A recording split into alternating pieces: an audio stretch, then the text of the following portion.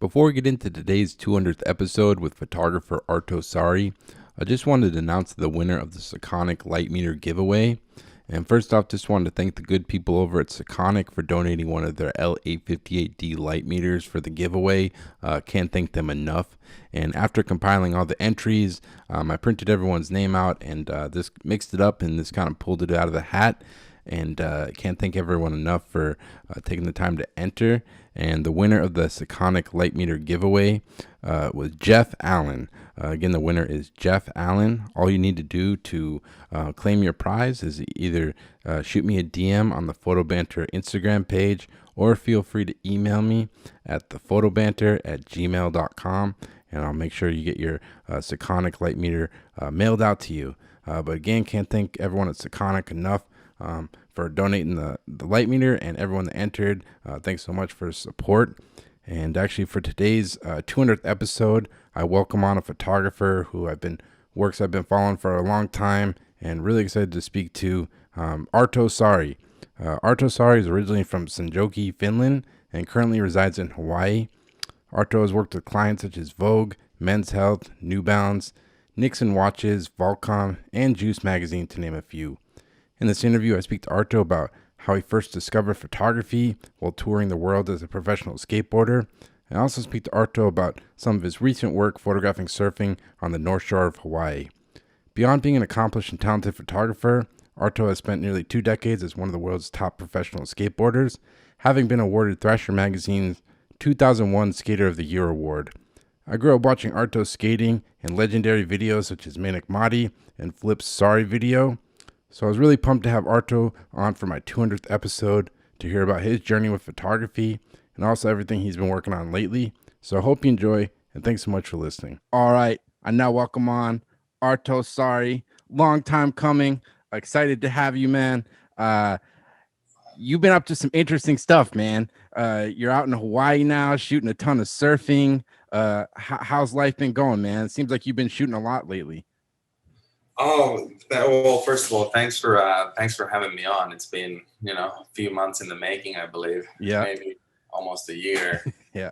It's glad to be finally on. Yeah, man. Life has been good. I made the move to Hawaii about 3 years ago. Yeah. And it's been 3 years, and I finally felt like unpacking my bags, basically. I feel like I'm finally just getting settled in. And the last couple of months there, I'm on the North Shore here on Oahu. So last couple of months we've been getting some crazy swells and stuff. So the place kind of lights up, and there's a bunch of surfers around here, and people are roaming about, and it's just the landscape changes completely. It's all like people like on the side of the road or just watching like all the gnarly surfers and stuff. And I don't know anything about surfing. I know there's like I think a popular spot called Pipeline, which is in Hawaii, right?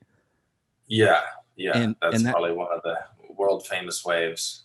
and what is it with that spot? It's just like the waves are just always big, like every year, pretty much. Or what kind of draws surfers to that spot? It's just the way the reefs are shaped, and obviously we're in the middle of the Pacific here. I think the closest landmass is about 3,000 miles away. So when a swell hits this place, there's nothing to obstruct it. So it just comes at full force. So the first thing the swell hits is here. And, there's the way the reefs are shaped over the years. It's some of the more perfect waves in the world. And it's also like unmatched power pretty much. I mean, there's heavy waves everywhere else too, but over here, they call it the 7 Mile Miracle. There's a stretch of beach right here that has a ton of spots, and pretty much more or less every wave's world famous on this coastline right here. Wow, man, that's interesting. And like prior to moving to Hawaii, like had you been interested in surfing or surfed yourself, or like how do you kind of get into that world? Not one bit. I was a skateboarder my whole life, right? I'm a skateboarder and a photographer, so I was like, I have to be in LA or New York, or I need to be in a big city, and obviously the skateboarding brought me out of Finland. And I was in Orange County for 10 years, and then 10 years pretty much in LA. And I was like, okay, I'm never leaving this place. Like, this is where I need to be out, Yeah. If I want to pursue photography, I need to do this. And I I got interested in surfing at the ripe age of 36. I came back from a skateboard tour and I was like, I quit smoking cigarettes and I was like, I had all this energy. I didn't know what to do with myself. So I just started driving to the beach and I was like, you know what? I want to catch a wave. Wow. I need to figure this out. And there was months, I think it was like 3-4 months of pretty much every day of just getting absolutely pounded and just no progression in sight. Because I bet a lot of people would probably think like, oh yeah, you're like you're a pro skateboarder for decades and you've done amazing stuff in that world, and they'd be like, oh, you can skateboard, you can surf. But I would imagine you picked up that surfboard. It's like trying to learn how to ollie again or board slide your first little flat bar or something like that, right? Well, that's what I thought too. It's like, I got this. It's like, how hard can it be just to be riding on a wave? You know what I mean? Yeah. It's like, and it was a pretty harsh wake up call where it's like, it's after years of skateboarding and doing it professionally and stuff and just going back to just completely kooking it was pretty hard. It was pretty hard to swallow. It's like, I'm the kook in the water. I'm the guy who's on everyone's way. I don't know what I'm doing. So the learning curve is really hard. If anyone gets interested in surfing, I highly recommend it doing it as a young kid because the learning curve is pretty painful. But anyway, so I did about a year of surfing in Los Angeles. I mean, you can't even really call it surfing. I was mostly just paddling for my life.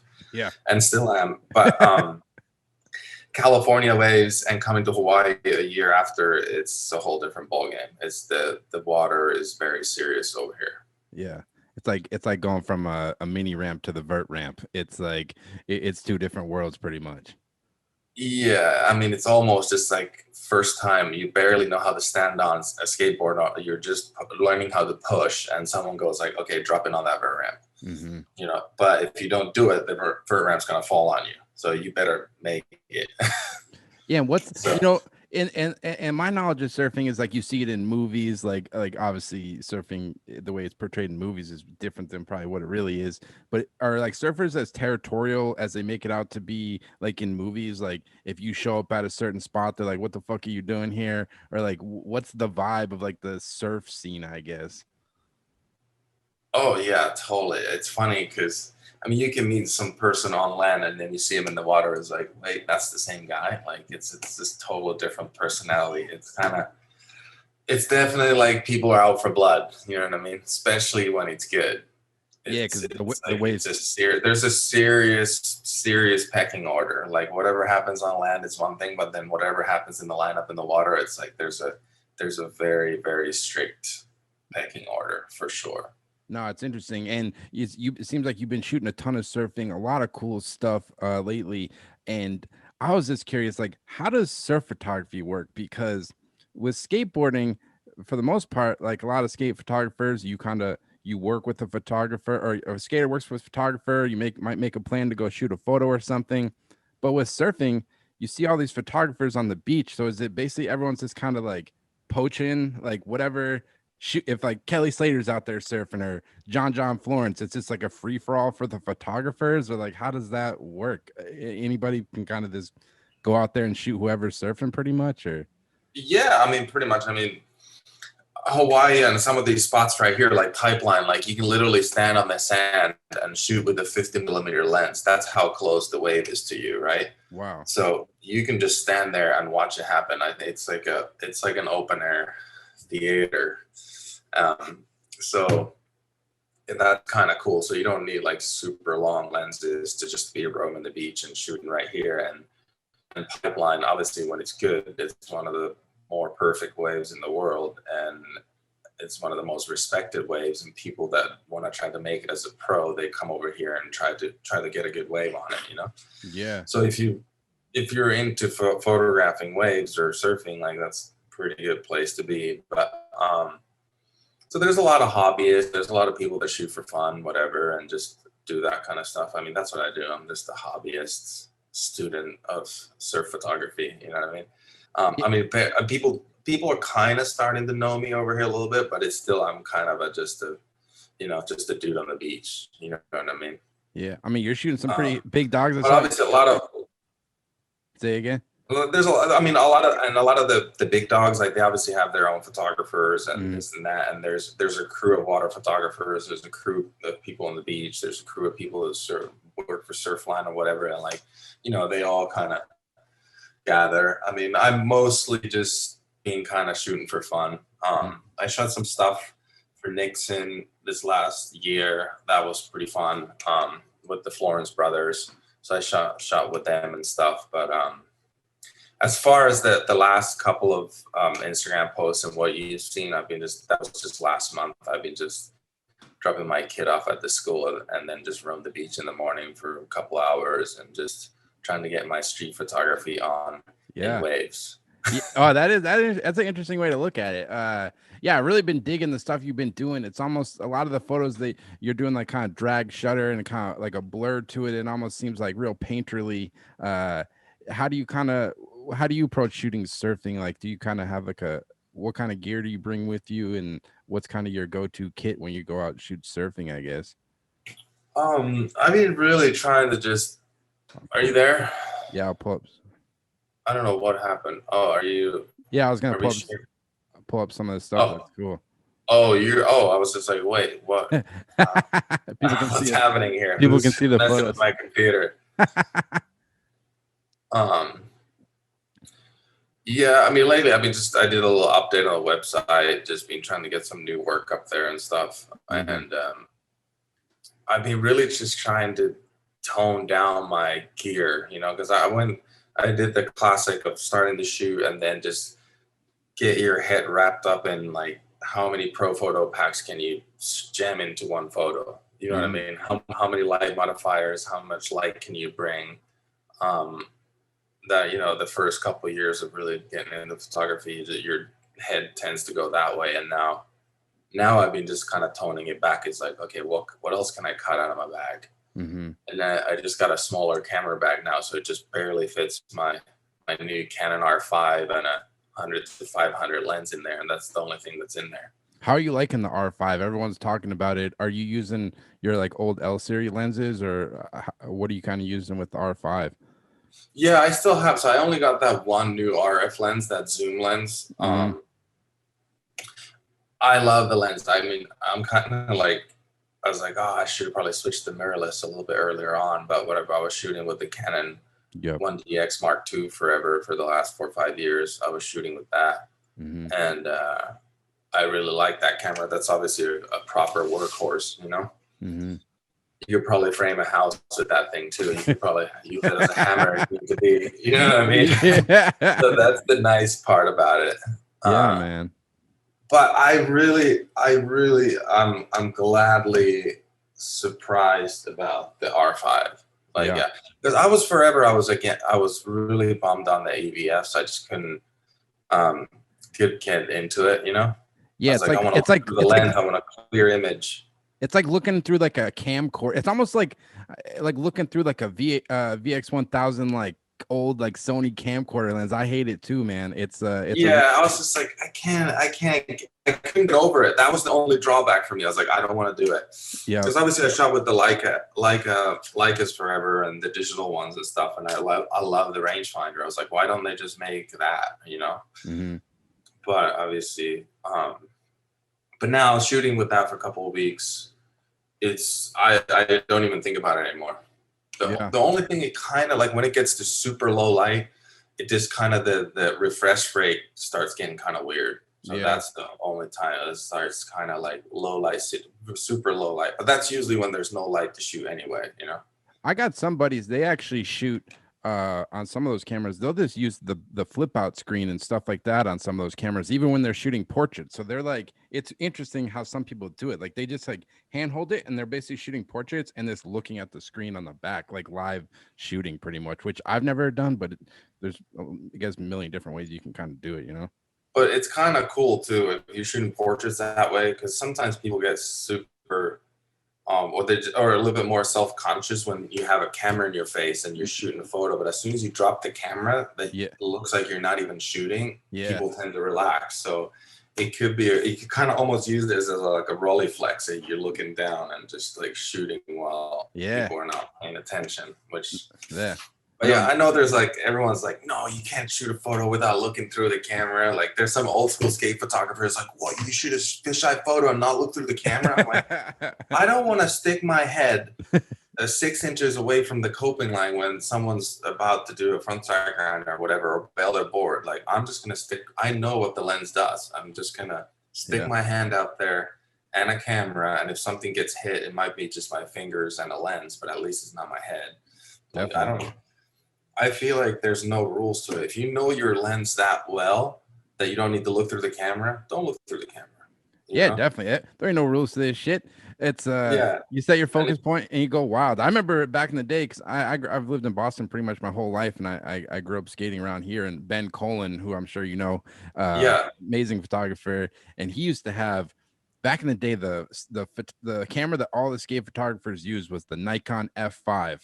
That was like the go-to camera for a long time. And the F5, you could take off like the top part, and you could just like you say, you could look down on the camera. Oh yeah, I remember that. Yeah. So Ben always used to do that. I'd see him like shooting sequences, and he would just kind of have a spot and look down and just kind of move the camera and stuff like that, which was kind of interesting. Yeah, I forgot about that. Yeah, I mean for skating too, it's like there's so many angles that you have to be super low. Like sometimes you gotta keep the camera right on the ground, like as low as you can go. So having those flip up screens for that particular use is great. You don't have to stick your face in the gutter and look through the viewfinder. You're trying to frame something. Like the eyeballs rubbing the ground, you know? Yeah, definitely. How's the skate scene in Hawaii? Have you been skating out there much, or shooting much skating at all since you've been out there? Or what's kind of the scene out there? There's a pretty good scene here on Oahu. There's some kids in town that kind of are like, there's like a little street crew that mostly skate just street stuff, but a lot of the skate parks on the island are pretty transition based. So a lot of the skating that comes out of here is kind of surf, transition, kind of more bowls. It's more kind of a flowing type of skating that comes out of here. But there's a couple of heads over here that are just like kind of straight street skaters. But I feel like the parks dictate a lot what comes out of here. They just built a new one in Kapolei, and they built kind of like a street league type of course. Yep. So that's cool. That's more streety. They did that whole deal. So maybe that's gonna kind of shift the gears a little bit. But it's an island. It's so surf heavy that it's like surf skate flow. Yeah. So that's kind of the vibe over here. But there's a good scene. I mean, I just shot Haimana Reynolds the other day, that young Hawaiian kid, and he's on the U.S. Olympic. Are you there? Oh yeah, sorry, I froze. Yeah, you were saying you photographed was a skater or a surfer who was on the U.S. Olympic team? A skateboarder. Yeah. Skateboarder kid for Haimana Reynolds. We shot a little article for Men's Health magazine. It's probably going to come out in a little bit. Wow, that's fucking awesome, man. Yeah, that's cool. It's fun to shoot for different kind of publications. I mean, obviously I've been so heavily footed in skateboarding for years. I mean, my professional skateboard years were probably from 2000 to 2013. And 2013, Atiba couldn't go on a skate trip, so he was just like, he told the Oakley guys like, no, take this kid with you, and they're like, really? Like, what? Well, I thought he was a skater. Like, can he shoot? Atiba was just like, yeah, he can shoot. Take him. So I kind of have to thank Atiba for kickstarting my photo career in the skateboarding business, because that's where the shift happened. Yeah. And since 2013, it kind of became a job for me. Was that like a hard transition, like going from like skateboarding is like your whole life and everything you've done for a long time to like, it's like any athlete, you reach a point your body can only do so much. Was it like a hard thing? Obviously you still skate sometimes. I don't know if you still have interest in filming parts or doing that kind of thing anymore, but was it kind of hard to make that transition to doing something new in your life? I would be lying if I said it was easy. Yeah. It definitely almost killed me a couple times. Yeah. So it was definitely a hard transition. Doing skateboarding for so long at that level, and it wasn't by choice that I kind of had to get out of skateboarding. I kept getting injuries, so I kept blowing out my ACL, my left knee. I think So you've had by like 6 knee surgeries, right? Yeah, so throughout my whole career, I was just like I was in and out of the hospital, just whether I was knocked out or getting knee surgeries or whatever. So it was like I had pretty injury prone career for Yeah. that 10 years. So but as hard as that was kind of the reason why I also got into photography, and Mhm. how I just every time I would get injured, I'd be like, okay, what am I gonna do? Like I'm gonna be sitting around or not really doing much for the next 6 to 10 months, while I'm rehabbing my knee and whatever. It's like I need something to satisfy my brain. Mhm. And that's when I would always pick up a camera, and then whatever 3 4 months into it, I would go on a trip or two, start shooting my bros, skating, whatever. So I was still in the scene, so I wasn't completely kicked out of it. I'd be like, okay, I can go hang out with the boys and I have a purpose, you Yeah. know. So that's kind of what got me into photography, and realizing early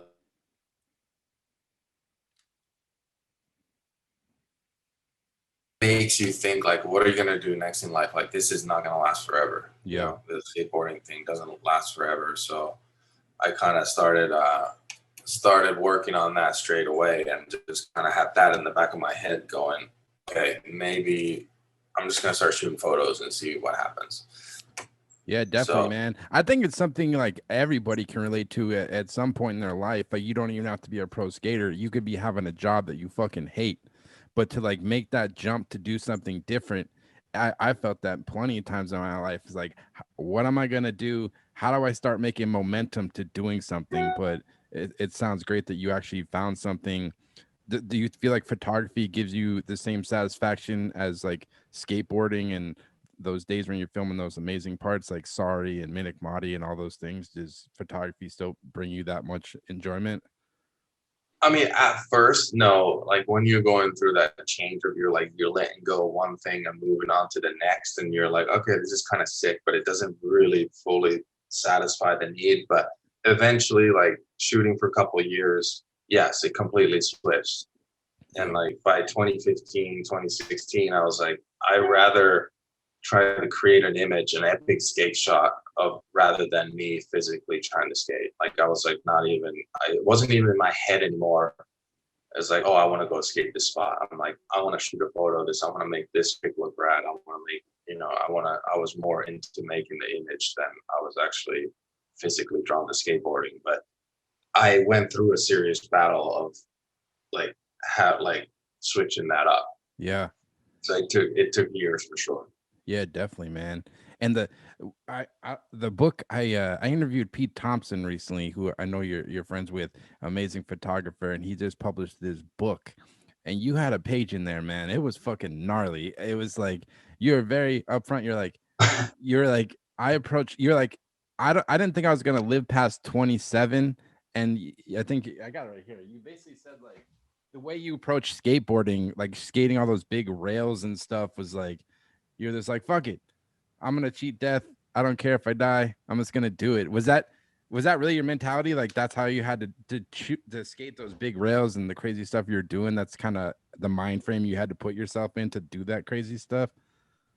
Yeah, I mean, I definitely had no intention of living past 30. That's Wow. for sure. Wow. And I mean, looking back at it now, it's like, yeah, it's super silly to even think that way, but that's what I thought. And in a weird way, I had a lot of close calls, but obviously someone was looking after me, and like I managed to managed Yeah. to pull through there. Yeah. And in some sort of a weird sick way, I think it did help me skate the way I skated and create the career that I created of taking the path I took. You know what Yeah. I mean? And were you like So when you were like filming those videos like Sorry or Menekmati or Minefield, are you like a competitive person? Are you or are you just when you're putting those parts, is it just you skating and whatever you get is what you get, or were you kind of competitive with yourself and like what you wanted to do and like accomplish with your video parts, I guess? well, there's a few things that came together when and we're filming that Menekmati video and Flip Sorry video in Hmm. those days. Um, Yeah, you could say that I'm pretty competitive, and I don't even know if I'm competitive or is it just more if I'm just more narcissistic than anything. Hey man, it's good. There's a healthy dose of narcissism in there.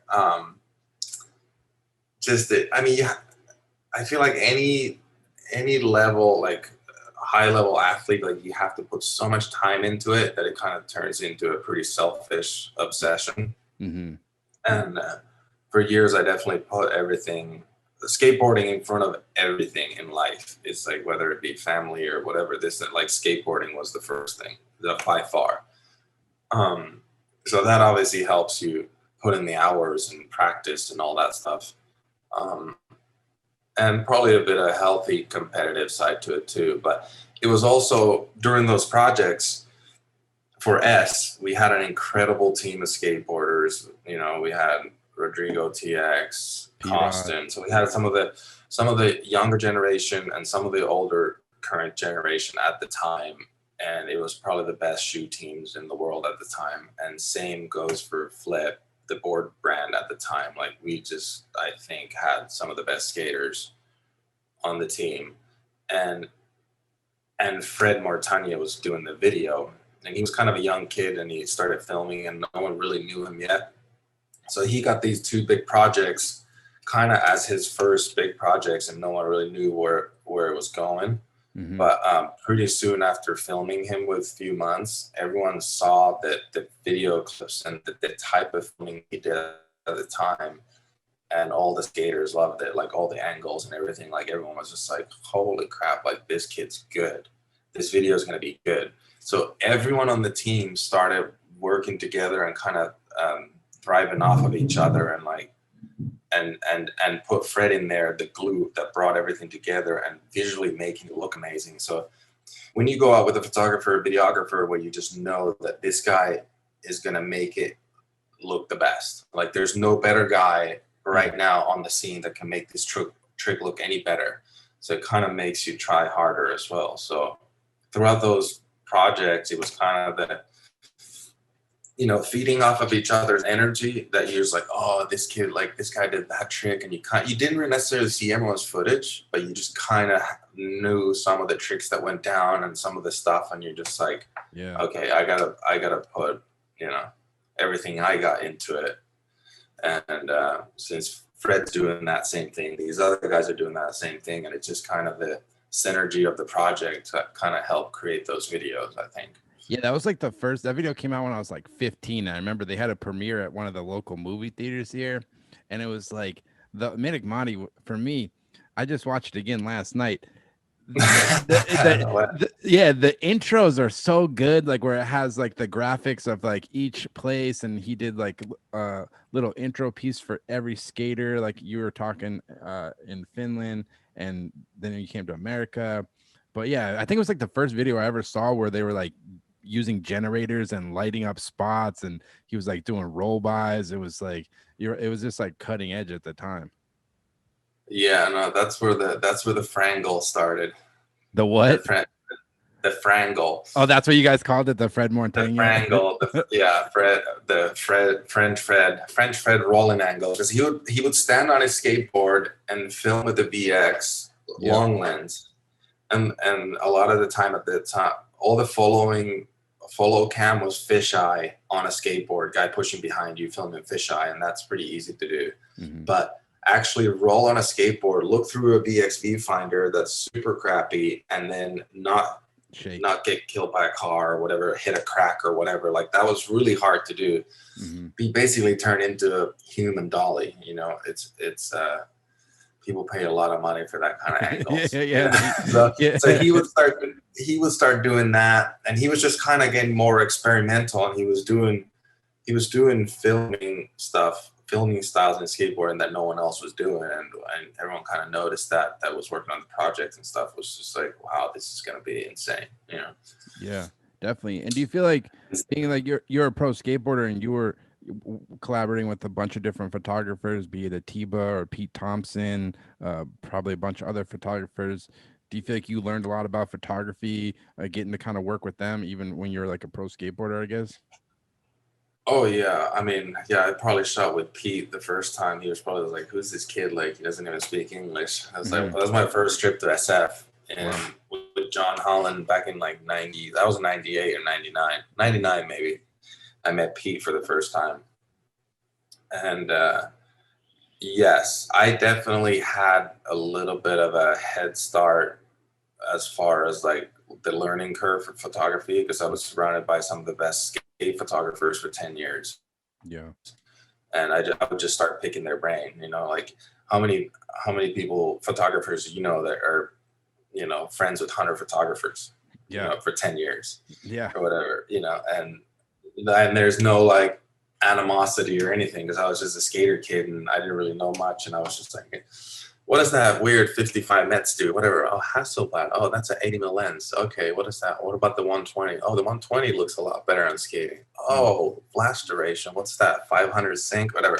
So I was just start kind of picking their brain and just everywhere I went, everyone I shot with, I was just like scoping out their gear and just seeing their method. So I was pretty lucky in that way that I got a full crash course tutorial to world class skate photography at the time.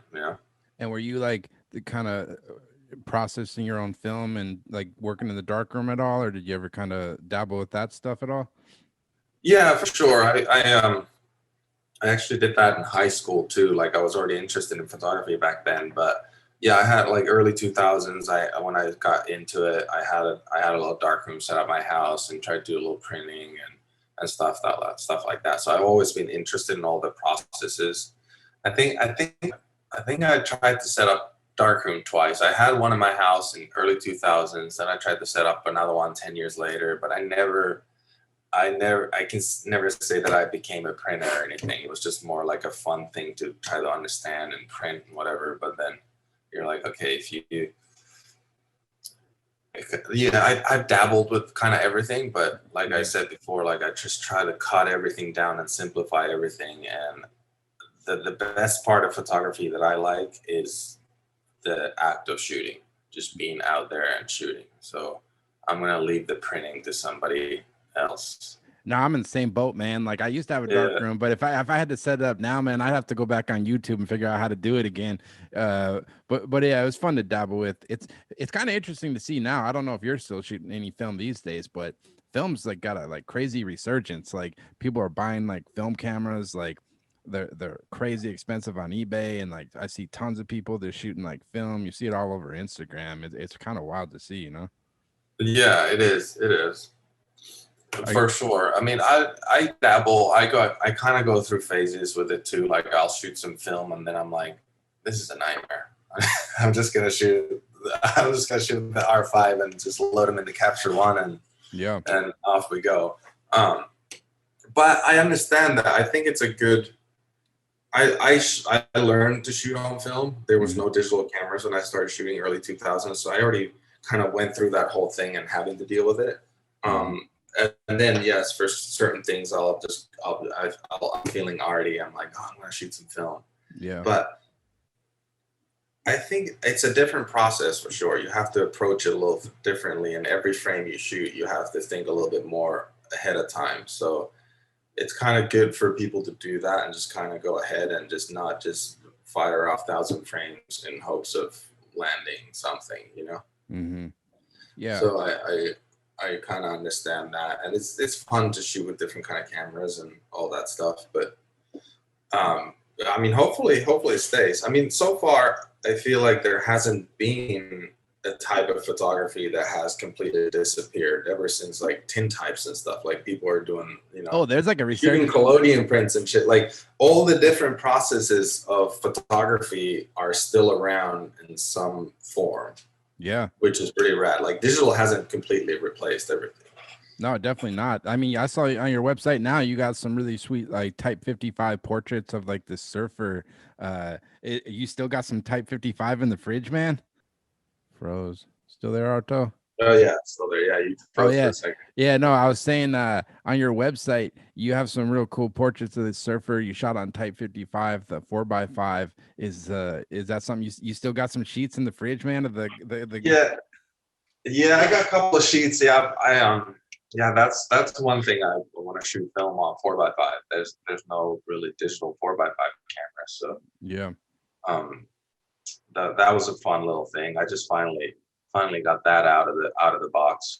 Like I said, I've been like unpacking boxes for 3 years. I've been finding all kinds of stuff, Damn. and Type 55 was one of them. No, no, I really enjoyed it. It was a great film and a great picture. And I had to ask you about, you actually photographed one of my good friends, Alexis Soblon, for Vogue magazine. It was her, I think Vanessa Torres, and a couple other female skateboarders. I was kind of curious about how that kind of came about and how it was kind of working with Vogue, I guess. Yeah, that was super cool. It came from Vogue. They were looking for a photographer to shoot the project, and they hit up my agent, and it kind of rolled from there. But obviously, I already knew all the girls and everything. And then once they heard I'm shooting it, said they got pretty psyched on it too. And it was just a cool trip to highlight some of the girl skaters on the scene.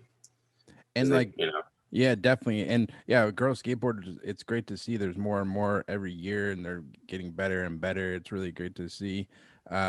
With the assignment work, stuff like that, how do you approach it? Do you approach assignment work different than you are shooting your own work? Like, do you kind of go in with a plan of like how you want to execute it or how you want to approach it? Or do you kind of just let things kind of happen organically? Or what's kind of your approach to assignments, I guess?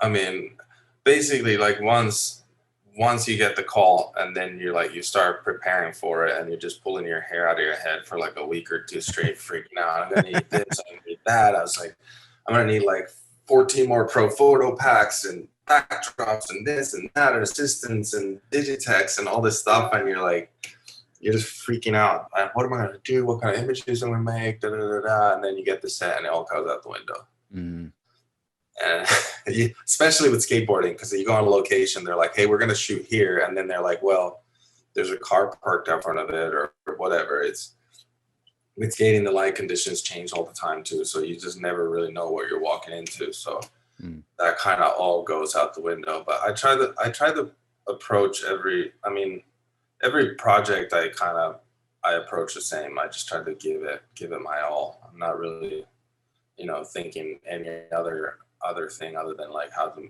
like, you just try to like block everything out, be there in the moment. It's like, how can I make this situation look the best as I can, or what's the end goal here. Yeah. So for Yeah. a couple of days, I shot some stuff with Alyssa in SF. She's over there, and then a lot of the other girls were down in LA. So it was a couple days in SF, a couple days in LA. Then I shot down in San Diego. Kim Cespedes, she's an older generation. Like, I think she was more like 70s skater, maybe. So some really cool portraits with her,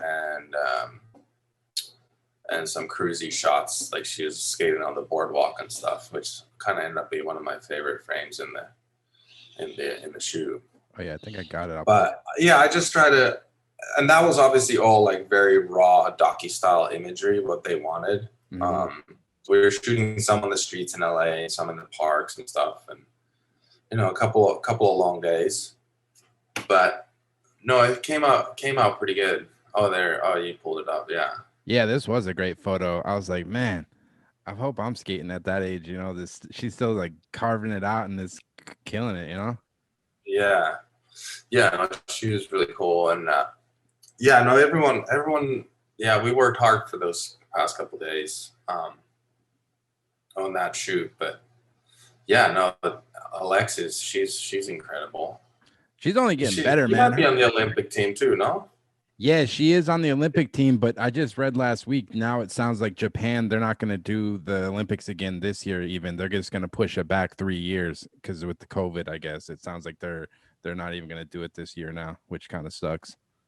Yeah, wow, that's kind of heavy, Yeah. What was your but opinion? it's good. What's your opinion on skateboarding in the Olympics? I think it's cool. Like, some people hate on it, but I think it's kind of cool to see skateboarding out there. I think it's great. Yeah, I think it's funny to see, you know, becoming an Olympic sport. Because when I started it, like everyone's saying, is like, what are you doing? You're wasting your life. You're never gonna amount to anything like skateboarding. Like you guys should just stop playing around. Da da da. There's no skate parks, nothing. In 20 years, going from kind of the public perception of like it's kind of like just a fad to Olympic sport, it's rad to see. And I think it's great because it's only going to make skate parks better. More of them are going to pop up. Yep. It's going to be more widely accepted. Yeah, there's going to be a commercial aspect to it and all that stuff, but skateboarding itself is always kind of just going to do its own thing anyway. Like that's Olympics is just one part of it, one competitive side of it, which is great, and it's going to feed the industry in one way. But there's this whole other culture and this whole other world that's skateboarding, like music, art, photography. Like there's just so many different approaches to it that I don't think it matters really. I think there's room for Olympics too, you know? Yeah, definitely. I'm still going to be skating flat ground at the grocery store near my house and skating the curb. You know, that ain't going to change it. Yeah, you're still going to be going slapping curbs and whatever. Yeah, it's man. like, I don't think it matters. No, definitely. And, you know, one thing I'm always kind of interested about, like being a photographer, did it kind of take you a while to kind of find your voice as a photographer, and like, is like style and aesthetic something you think about?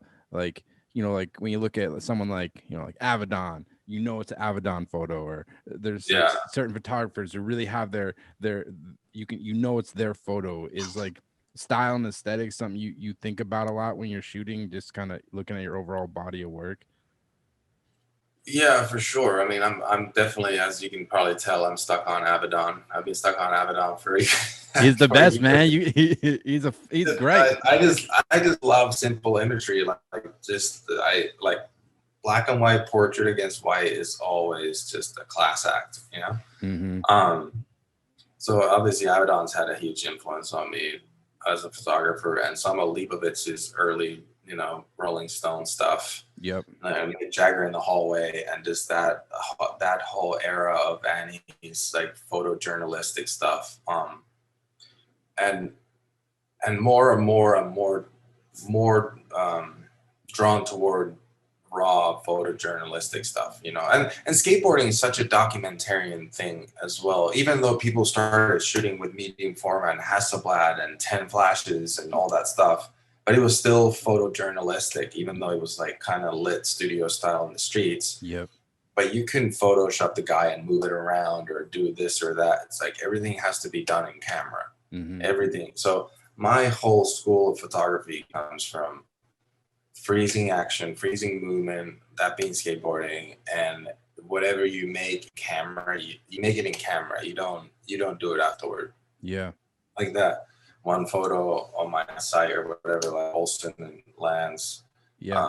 That pool lit the pool on fire and painted a backdrop, and it was a whole production, hanging some model planes or whatever. And so you guys hung those planes. I'll pull it up so people can look at it. I thought the planes were photoshopped in afterwards. Actually, you did it in camera.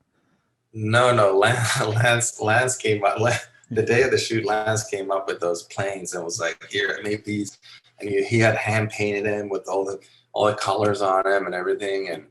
And he, you know, Lance brought the outfit, and Olsen brought his outfit, and my buddy Tate, who paints buildings for a living in LA, those big commercial, you know, set of buildings when they do ads and stuff. So he can really paint big stuff. So we pulled him in to help us paint the backdrop. Holy shit. And we just stretched this massive canvas on some 2x4s and hung that in there and went to work right at dark. Obviously I couldn't control the light too much in the backyard, so we had to wait like right until like the last 30 minutes of the day. So we only had like 10 or 11 tries to do this, and obviously the fumes got pretty bad too. We're using real gas. I was like, damn, I hope you didn't burn down your house. Like fucking crazy. It was closed. I mean, I'll tell you that the wife wasn't too happy when she came back halfway through the shoot. She's like, "What is going on? Are you ruining everything?" Like, no, we need a couple more frames. Come on. I think this is our number 10 or 11. I think this is the last frame, the last time we lit the coping on fire, and it was the make. We the previous 10 frames to her are kind of close and whatever, but it just wasn't like his hand was in a weird spot, or the scarf was blocking something, or the air position wasn't good, or the fire wasn't good, or something just wasn't right. And I was just like, oh man, we just did a couple of days of work setting this whole thing up, and it's not gonna work. And I was just like, oh man. But the last frame ended up being the frame, and they ended up running as a skateboard mag cover. Wow. Still around. Was that your first cover? That might have been my first cover, yeah. As for skateboard mag, yeah. Might be my only cover for a skateboard. Yeah, no, I think it's cool. Like you said, like now it sounds like you're more kind of pared down with your gear. You're shooting a lot of natural light, not as much strobe and stuff. But I think it's like important just to kind of explore photography and have fun. And like, you might not shoot this way anymore, but like you definitely probably learned something from like putting this production together that you might be able to apply to something down the line, you know?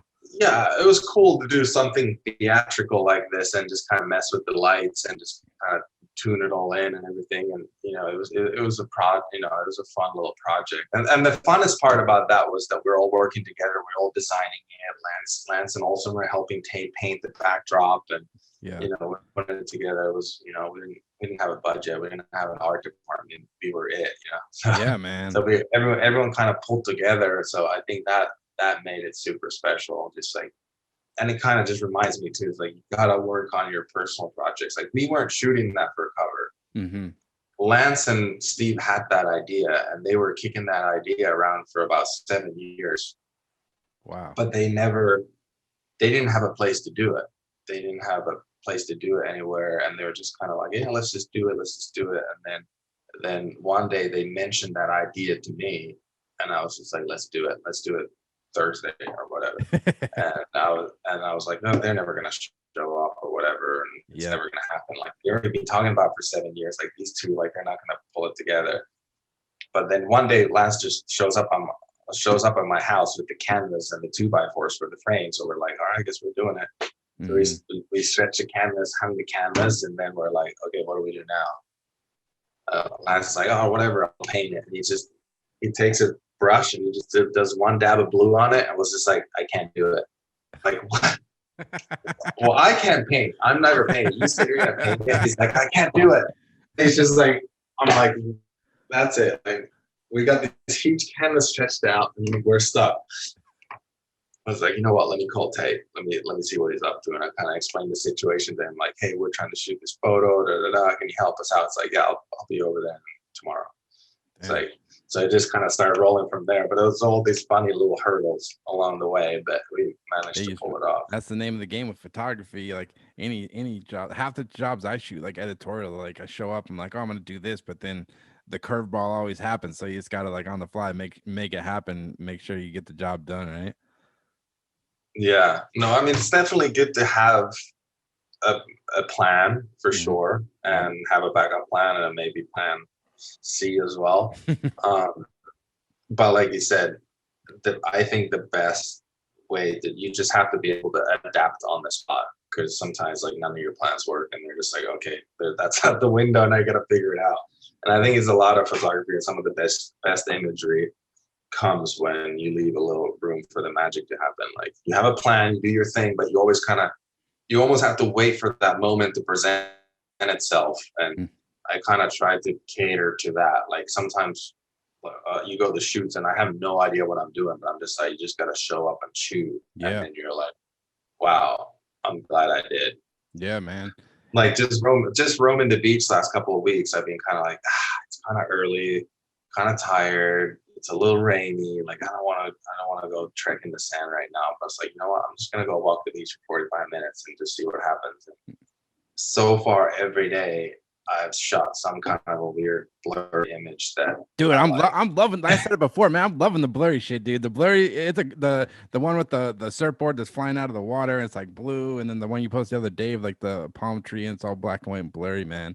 It's Do you feel like with photography, like with skateboarding, the more you do it, the more you're doing it, it just starts to get easier. Like sometimes, like your flat ground gets tighter, your ledge tricks get better. Do you feel the same way about yeah. photography? The more you just kind of go out there and keep shooting, the muscle gets stronger. Oh yeah, for sure. I mean, once you shoot every day, you shoot a couple of pictures every day, whatever, and it kind of gave me a kick to learn how to use this new camera, the mirrorless. I was like, I need to learn how to use this thing. Like, I got a couple of shoots coming up. I was like, I have no idea what I'm doing with this new camera body, Yeah. And so that's why I just stuck with Canon too. It's like, I don't want to learn a new system and this and that, and plus I just like the ergonomics on the Canon anyway. Yeah, man. But I'm just invested. I already bought the lenses, so I ain't switching. Oh, right. Yeah. Yeah. Yeah. So, yeah, I think it's something that then the camera just becomes kind of an extension of you, that you're not even thinking about shutter speeds and apertures or focus or anything. You're just shooting. You're just kind of changing stuff on the fly, making sure it's good. And you're just flowing with it. I mean, I feel like the best way to do it. Then you're always ready for the moment, especially in street photography or any kind of stuff like that, like documentarian work. You just have to be ready to capture the moment. And the more you do it, the more you're aware of your surroundings or your situations. And I've been like, for like 3 years, I've been walking down the beach. I'm like, there's like, oh man, like there's nothing to shoot here. Like I really I don't know what to shoot. And I've been just forcing myself to go down there and slow down and look at it and just study it and just go, what am I shooting? There's something here. There's gotta be a world here. There's a world here that I'm not seeing yet. And hell yeah. There's so many. I got respect for that. Anybody who can like shoot stuff within their neighborhood. Because even like I'm here in Massachusetts in some small town, I guarantee on this block there's like 10 interesting faces or people in interesting houses or some guy that works at this store that could be a cool portrait. And it's just like getting out there. For sure. You've probably been walking past him for 15 years until you notice that little pocket of light and the guy, and it's like, I'm gonna pull him right there, I'm gonna shoot him right there, and that's the image, and it's been right there in front of your face for this whole time, but you just haven't stopped to look at it. Yeah, and man. I feel like so much of it is that you just kind of have to just slow down and study it. But I've always been, like I said, like that last picture that you pulled up, it's like I've been so obsessed of like just being hyper focused. My photos gotta be in focus. It's gotta be tack sharp. It's, there can't be a thing out of place, whatever, like high shutter, 2000, whatever. Like I'm just shooting everything, And whatever, a month ago, my my son was looking for apples on the table one morning. I left my camera bag on the table. Or the camera bag was actually on the chair, and it's kind of a high table. So he just decided to pull the camera bag off the chair and dump it on the concrete floor so he could get to the apples on the table. Oh shit. And I'm like, really, dude? Like, and I just, whatever. I'm looked at the camera, I shot a photo with it. I'm like, cool, works fine. And then my buddy hit me up. It's like, hey, come and shoot a couple of surf photos. Julian, who the Type 55 portrait is of, and I show up to the beach, I pull the camera and I start shooting, and the focus is freaking out. I'm like, what is going on? I take a closer look, and the lens is snapped off. Yeah, it's tilted. And there's light going through. The camera mount's completely jacked. The lens is jacked, and it's done. The camera's done. It still shot a picture, but it's done. The focus was kind of freaking out. It would focus on one side, and the other side of the image would be blurry. So I'm trying to track the surfer, and the blurry spot on the screen would always shift depending if the lens would move a little bit or whatever. Yeah. So I shot with that for about a week or 2 weeks, and I was like, well, I can only really shoot blurry images with this. Like, what can I do with this camera now? It's just done. My workhorse is done. Like my DX2 or whatever. And that's kind of how I started shooting those blurry images. I'm like, you know what? I'm just going to slow the shutter all the way down and see what happens. Dude, I love it. It's great, man. I can't get enough of it. yeah, so the broken camera kind of just forced me into like thinking in new ways and just keep shooting until my other camera showed up. And now I'm like, you know what? I'm just gonna keep shooting blurry stuff with this new stuff. I don't want to shoot a photo in focus anymore. I'm gonna Yeah, see what man. happens. You're gonna be the blurry. You'll be known for the blurry. You're the blurry photographer, man. Yeah, yeah. I guarantee you, hire me. It's gonna be out of focus. uh, um, yeah. but yeah, obsessing that for years, and I feel like, I mean, few photographers has mentioned it in different ways, but I feel like such a big part of making an image, a good image, is as important it is what you show. It's also as important what not to show. Yep. Like the image is made in the shadows, you know. It's like, what can you not show? And that's kind of what I notice is makes more of a compelling image usually, you know. Yeah, I've always liked your work. Similar, I really enjoy real like rich dark blacks. Like you see it in your black and white stuff, definitely. But even the color, it seems like you really like contrast and deep kind of rich blacks, especially in your black and white work. It seems like. Yeah, for sure. Yeah, that's always been a, yeah, dark shadows, a lot of them. Yep. Yeah, I feel like show less stuff. It's just more interesting. Yeah. Less is more. I was gonna pull this up. This seemed like an interesting shoot, something a little different than what you normally shoot. I believe it was with like a fashion brand I saw on Instagram. I think, right? Yeah. So the brand's called Hot as Hell, and they do women's swimwear Mm-hmm. and some other stuff, but it's mostly known for their bikinis and stuff.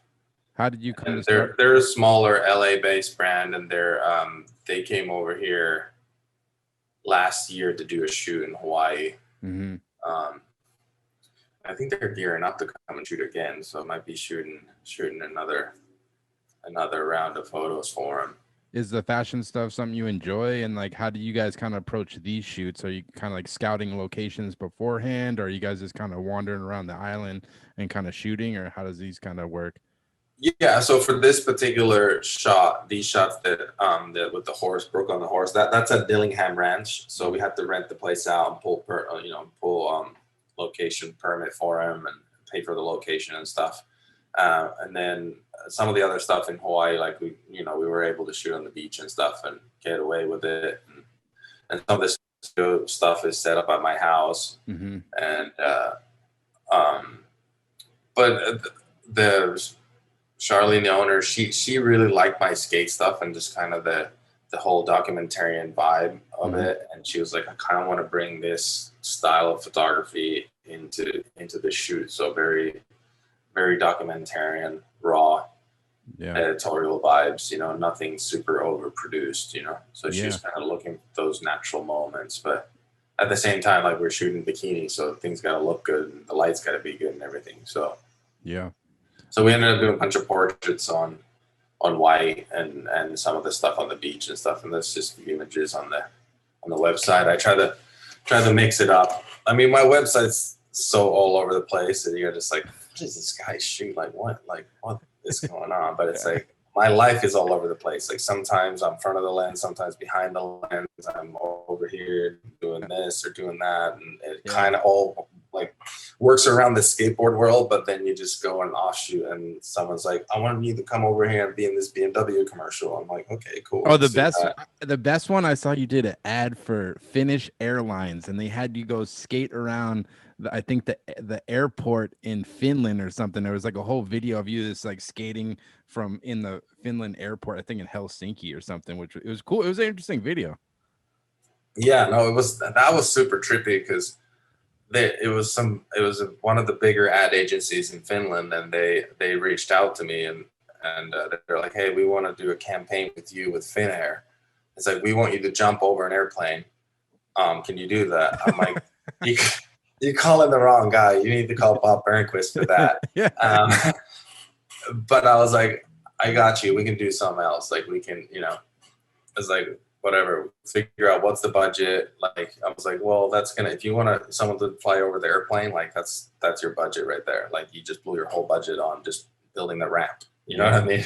Definitely. To jump over an airplane. So they're like, oh, okay, let's not do that then. Let's do something different. And then that's where that whole that campaign came about. And instead, I did a little bit of skating throughout the airport and stuff, but we built this whole video around me shooting pictures in the airport of some of the younger skaters. So yeah, no, it was cool. I managed to shift their focus of them wanting for me to jump over an airplane. Like, I mean, I was already 30 plus years old and barely walking. I was like, maybe let's not do the jumping. Like, how about I shoot some photos? Yeah, and man. they love the idea. And then, we brought in the young kids and art director and photographer and skater, man. I like it, man. You get and the big ad agency, they kind of, we started working and talking, and they were kind of picking my brain, and they would take that and kind of they came up with the whole concept, and then they ended up hiring my buddies Pablo Films to just shoot it all. They're a little production / movie making company in Finland. And they did an incredible job because they were skaters, so the guy who shot it, I used to know him back in Finland and stuff, and they used to make skate films and stuff. I was just like, okay, we're doing this commercial documentary piece that involves skateboarding, but this director is not going to make you ask to do some weird stuff like jump over an airplane or whatever. It's like, he knows skateboarding, so it's like, okay, let's film this flat ground trick over here, and then here we're going to do this and this portrait here and blah blah blah, and we're going to tell a story that way. So you put all the skaters at ease to know that the director was, knew what was going on. That always helps. No, it was cool. Is like motion work something that interests you? I know probably this is a while ago, probably like 6 or 7 years ago. You were out here in Boston with Russell. Forget his last name. He was the filmer for New Balance. I met him one time.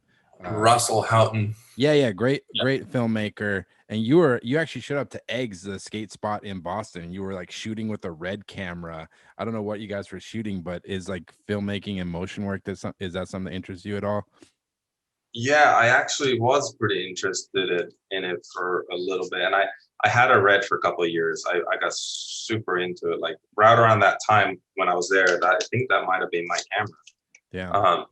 So I did that for a couple of years, but then the calls just kept coming in for me shooting pictures, and I was learning cinema stuff and wrapping my head around the red, and started doing little projects. And I shot some stuff for the Wilderness Society with my buddy Asher.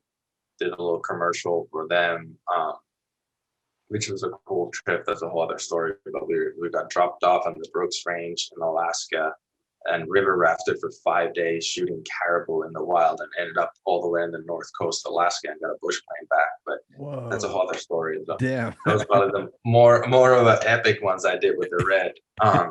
But after that, the filming cinema and doing video, I feel like to do it right, you need such a big crew. Oh, definitely. It's a lot of moving pieces. It's a way bigger puzzle than creating one still.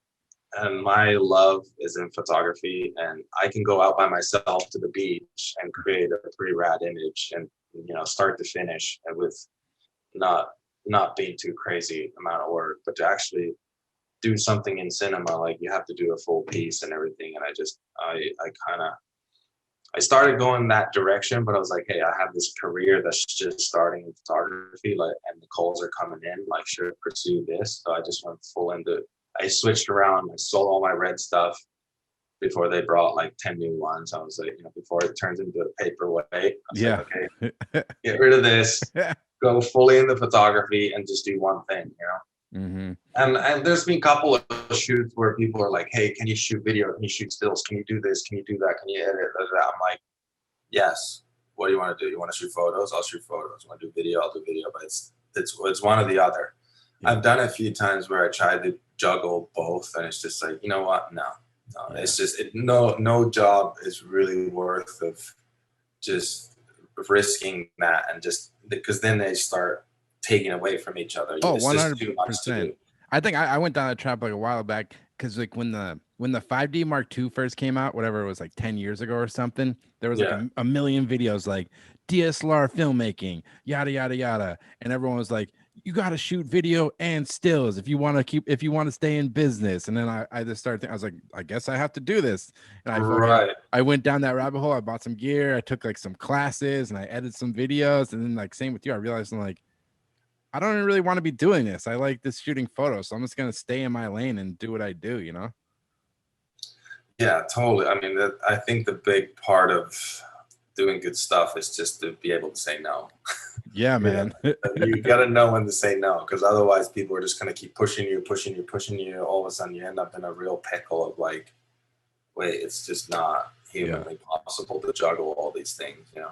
Well, I think that's why, I mean, the reason I enjoy your work is you can tell everything that you're putting on Instagram or your website, you enjoy shooting it, be it whatever it's surfing or skating or any of the landscape stuff. There's like an actual passion there. It's not like you're shooting this stuff to like hopefully like make money or something. Obviously you want to, but you can tell Yeah. there's a Yeah. real passion for what you're shooting. It's not just whatever, you know? Yeah. I mean, I have hard time of shooting something I don't like. Yeah, man.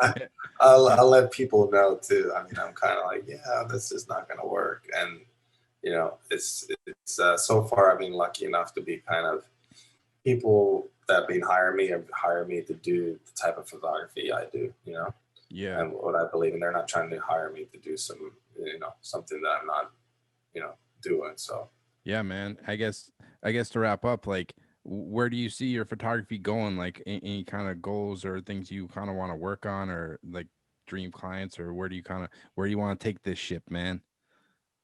I don't know, man. I'm really in like a weird crossroads of like I've kind of I went through the skate world. Mm-hmm. I did that. I've done a few commercial gigs, Mm-hmm. and I love doing that. I'd love to shoot more women in my portfolio, because obviously everything in my portfolio is men and skateboarding and all that stuff, and now surfing and that whole world. So it's like very skate surf action based stuff, you know. Um, and now I've been just kind of shooting weird blurry stuff on the beach as a personal thing, which I like. I maybe it's like I almost like want them to be paintings, because I totally suck at paintings. I'm almost like, how can I do a painting? Oh yeah, You know? definitely. That the blue one, the surfboard that's flying up, that's like my favorite one. And yeah, it really looks like a painting. Yeah. I mean, first I was super upset because I shot that and I was like, oh man, like it's out of focus. The camera didn't focus fast enough. I'm like, it's a little soft. You know, it's not quite there. And I'm like, I was really bummed on it. I'm like, oh man, like here it goes. Like, can't even shoot a picture. Mm-hmm. But now I kind of like it. I almost like it more that it's blurry. Oh yeah, man. But where I like the, I mean, I enjoy just doing kind of. I always have a weird like obsession with the fine art world and stuff. Like I like that whole idea of doing that kind of stuff, Mm-hmm. like art stuff and just stuff I love. I have to just shoot pictures and make pictures that I like, whether they sell or not. Like some pictures are just total garbage, but I'm like, I like this. Yeah. This makes me happy, you know. Hell yeah, no, man. no one else wants to see it, which is fine. But it's really important that you do that stuff, and obviously it'd be nice to be able to keep shooting pictures and make a living out of it. I mean, that's the end goal for Definitely. sure. Definitely, man. Forever a student of light, you know. Yeah, man, it never ends. Oh, last question, I'll let you go. No worries. All Take right. your time. What I had to ask, I believe you were the skate photographer Daniel Harold Sturt. He used to shoot photos of you back in the day, right? Yeah. What's that dude's deal? Like he's like for me, he's like this mythical creature. Like you hear stories about him, like dressing up and hiding in like woods to shoot like Danny Way. What was he like to work with? Because he's such an amazing photographer and had like his unique vision and how he approached photography. I was just kind of curious your experience getting to work with him. Yeah, I mean, it was definitely a trip. I mean, at times he would kind of rub you the wrong way and just like, you know, he would say the most outrageous stuff, you know, right before he would try a trick and whatnot. And he was really kind of gnarly, like a little bit scary too. And I don't even know if he's human. Maybe he is a mythical creature. He might be. He just knew what he wanted pretty much. He was like, he always knew what he wanted. He already knew. Like you would just be like on the phone, be like, you would call him, leave a message. He doesn't even pick up the phone. He wouldn't pick up the phone, and this is before cell phones. So you just call him and be like, "Hey, I'm thinking about trying this trick at this spot, and this is the address, whatever, this school over here, 12 at Saturday. He'd probably show up at there like 8 in the morning or something, and he's like climbing up wall. He'd show up there and he's like halfway up a wall or something, climbing, and you're like, what are you doing? But you never really, sometimes you wouldn't even know if he would show up or not. You would just leave a message for him, and you just don't know if he's going to show up at the spot or not. And that's when we're filming for the videos. So you're like just kind of stressing because it's something gnarly, like you might get really hurt or whatever. And you're like, oh man, like, is this guy didn't even pick up the phone yesterday or a couple days ago. Like, we don't even know if he's coming. Are we going to get a picture, you know? Yeah. And then sometimes he would show up, and a few times he would ride up with you, and he just had the most incredible stories from skateboarding days back in the day. And just he's super funny guy. I just respected his work because he had a unique vision. Like him and Fred, you knew it was their photo. Because for a while there, like in the early mid 2000s, like all the skate photography was kind of looking the same. Like everyone was shooting Hasselblad, Fisheye, Kodak E100 VS, or like Fuji, like Pro V or something. So it was kind of, and they all have like 3 flashes, and it was kind of like a system. But when you saw like either Fred's photo or Sturt's photo, it just stood out more than anything, you know? Yeah, and he always had kind of more the art angle to it. He would just strip his kit down. Like he would shoot natural light, kind of wide angle or tilt shift lens. Like no one really even knew what lenses he was shooting because his angles are so weird and distorted. And everyone was like, "What lens is he using? What is it?" And he'd show up at spots like even to me because he knew I was interested in photography. Mm-hmm. I'd be skating a spot, he'd be shooting a picture of me. He would keep his camera in his shirt, and as I'm going to do the trick and on down the rail or whatever, he'd put his camera away so I couldn't see what lens he's using. I'm like, what is that thing? He's like, don't worry about it. Yeah. It's like he would just hide the camera. He wouldn't tell me. He never told me. Yeah, man. He was a trip to shoot with, but he was this weird personality that you were a little bit scared of, but he would also make the most incredible image of you skating, so you really wanted to shoot with him. And at the time when I started shooting with him, he'd only shoot with a few people. Like he shot Jeremy Ray back in the day, and Danny Way, and all those guys, whatever. And obviously Jeff introduced me to him, and he started shooting some of the flip guys as we were doing the video, and here and there when we would be like, okay, we're gonna hit the spot, like let's go, let's call Sturt, you know. Like he wouldn't want to come and hang out and shoot ledges and whatever. Like he wasn't into hanging out. It's like it had to be something really gnarly. Like if you call him, you know, otherwise it's like completely ice you out. Damn. But sometimes he would just say the most like just dreadful stuff, like that 18th stair rail in Pasadena. The one you like feeble grinded, backlipped, and crooked. Yeah, I forget which day it was. It was. Maybe it was all done on the same day. No, or was it 2 days? It might have been 2 separate days. But it's the first time I'm skating. It might be the crooked grind day. Mm-hmm. It might be the crooked grind day, and I'm just I'm rolling up to it for about an hour, probably 45 minutes. I'm just like trying to get myself to jump down. I can't do it. Okay, everything's ready. Cameras are rolling. It's been an hour, whatever. It's like everyone's kind of frustrated already. Like, is this kid gonna like try this trick or not? Like, are we just gonna drive 2 hours back and not get anything? And in my head, I'm like, this is it. I'm going, and I'm about 3 feet from the rail, and he just yells at me. He's like, Arto, come up here. I'm like, what? Like, oh, just melting. Like, dude, I could have died right then. I could have jumped down this 18th stair rail and just died. And I'm like, dude, what now? And he's just like, come up here. He's just like, what are you doing? Come up here.